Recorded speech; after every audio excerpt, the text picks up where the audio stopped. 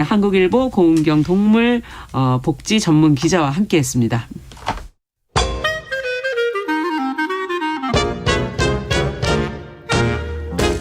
모두가 행복한 미래 정용실의 뉴스 브런치.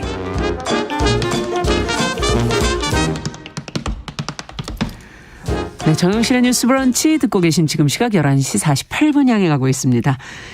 저희 목요일에는 서점 편집자가 세심한 안목으로 골라준 좋은 책 같이 읽어보는 시간이죠. 동네 책방. 오늘은 책방연의 구선아 대표 자리해 주셨어요. 어서 오세요. 네, 안녕하세요. 오늘 어떤 책 읽어볼까요? 네, 오늘은 엄마이자 작가인 여성들의 이야기를 소개하려고 하는데요. 네.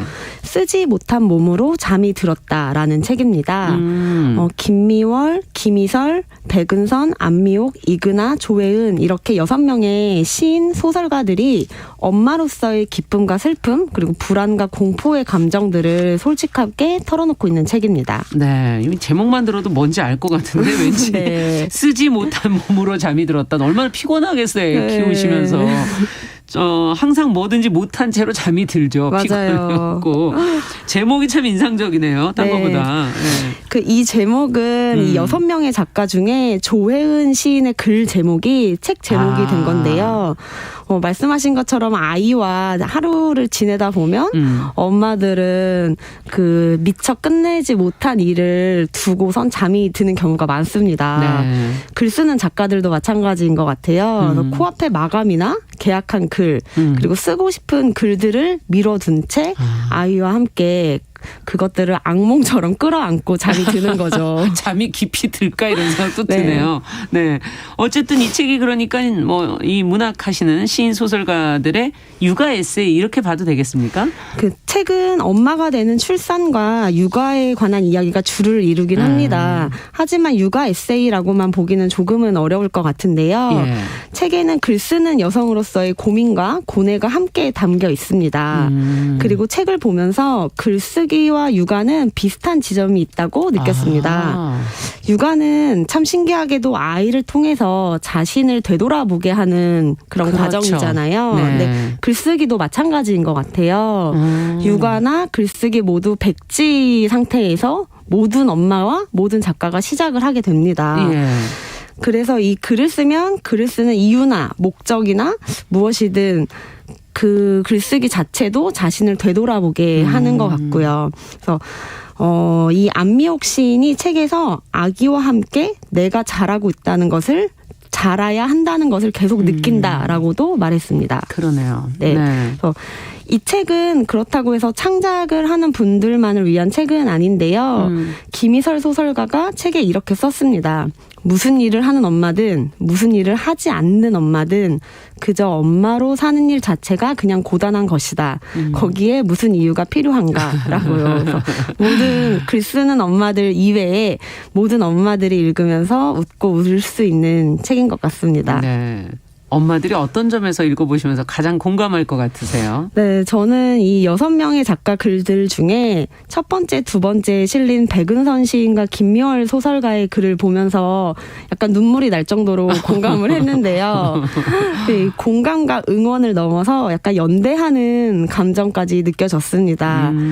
그 백은선 시인이 이 육아에 대해서 한 문장으로 정리를 그 책의 첫 장에 해버리는데요.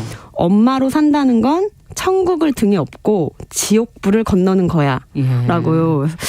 힘불행이 힘들고 어려움이 또 즐거움이 같이 하는 그쵸. 거다 이런 의미이신 그쵸. 거겠죠. 네. 아이한테 하루에도 몇 번씩 사랑한다고 고백을 하지만 맞아요. 사실 사랑 그 이후에 돌봄은 노동이 되기 그렇죠. 때문에 네. 그런 힘듦을 같이 이야기하고 있습니다. 그리고 육아는 또 아주 작은 디테일들이 사람을 미치게 한다라고 안미옥 시인도 책에 얘기를 하고 있는데요. 그런 의미에서 이 문장이 되게 와 닿았고요. 네. 그리고 또 제가 공감한 문장이 하나 더 있었는데요. 김미월 소설가의 말이었습니다. 네. 다만 분명히 말할 수 있는 사실은 내가 더 나은 사람이 되고 싶다고 생각하게 된다는 거다. 엄마로서도 작가로서도 더 나은 사람이 되고 싶다라는 이야기를 합니다. 맞아요. 아이를 낳고 나면은 내가 그래도 아이가 볼 때 나를 바라보게 될 거니까 네. 더 나은 엄마가 좀 더 나은 인간이 되고 싶어하는 맞아요. 예, 그런 네. 마음이 생기죠. 네. 어떠셨어요, 본인은?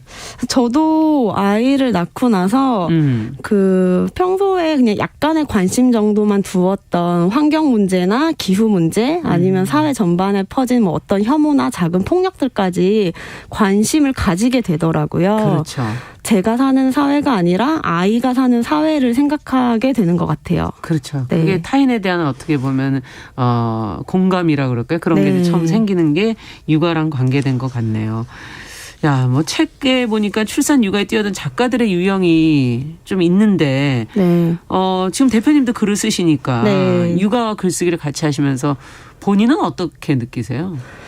저도 이 유형에 나오는 이야기들을 보면서 많이 공감을 했는데요. 유형을 간단하게 얘기를 하면은 아이를 키우면서 지필도 왕성하게 하는 엄마 작가, 그리고 네. 육아에 몰두하느라 한동안 칩거하다가 곧 예전의 지필 궤도를 되찾는 엄마 작가, 그리고 육아에 전념하면서 계속 그걸 전업으로 삼는 작가, 그리고 아이가 생기기 전이나 생긴 후나 크게 달라진 것이 없는 아빠 작가, 이렇게 김미월 소설가가 언급을 하고 있는데요. 네 가지 형태로 구분을 한 거군요. 네. 근데 사실 이게 정말 쉽지 않습니다. 아니 김미월 소설가는 어디에 속한다는 거예요? 김미월 소설가는 당연하게 자신은 2번 그 이전의 지필 궤도를 찾을 것이다라고 예상을 했지만 7년이 출산 7년이 지났음에도 쉽지 않았다고 해요. 맞아요. 온전히 2번이라고 할 수 없다라는 이야기를 하고 있습니다. 네. 그러면 대표님은? 저는 1번에 안착하기 위해 노력을 했는데요. 네. 아무래도 글 쓴 시점이 출산 시점과 비슷했기 때문에 더 불안을 했었던 것 같고 그만큼 더 노력을 했었던 것 같아요. 그래서 네. 저는 산후조리원에서도 본업 방석에 앉아서 교정을 받고 집에서 산후조리원에서 아이를 안고서도 글을 쓰거나 이 책에 등장하는 다른 작가 엄마들처럼 시간을 쪼개서 쓰려고 정말 부단하게 노력을 했습니다. 맞아요. 이게 참 쉽지가 않아요. 아이 키우면서 뭔가를 한다는 건 자신을 찾아간다는 건 참 쉽지 않고 네. 저도 방송할 때 뭘 해보려고 그러면은 아이가 자야지 뭐를 할 수 있으니까. 맞습니다. 그러니까 결국 잠을 줄이는 수밖에 없었던 시간도 떠오르기도 하고. 네. 지금 유성환님께서 이 책을 읽으셨대요. 감정이입이 너무 돼가지고 많이 우셨다고 지금 적어주셨네요. 네. 그만큼 아마 본인의 고생했던 순간들도 떠오르니까 이렇게 눈물이 나시지 않았을까 하는 생각도 드는데 네. 갑자기 4번이 약간 화가 나네요. 읽다 보니까. 아이가 생기기 전이나 후나 변함없이 작품 활동을 하는 달라진 게 없어 보이는 아빠 작가. 네. 이게 사실 요즘은 좀 시대가 조금 변해서 네. 아이가 태어나면 아빠들이 육아에도 많이 함께 합니다. 그렇죠. 하지만 이게 아이가 태어났다고 아빠들이 뭐 육아휴직을 하거나 퇴사를 하거나 하는 일은 별로 없습니다. 작가 외에 다른 분야들도 마찬가지인 것 같아요. 그렇죠. 그래서 네.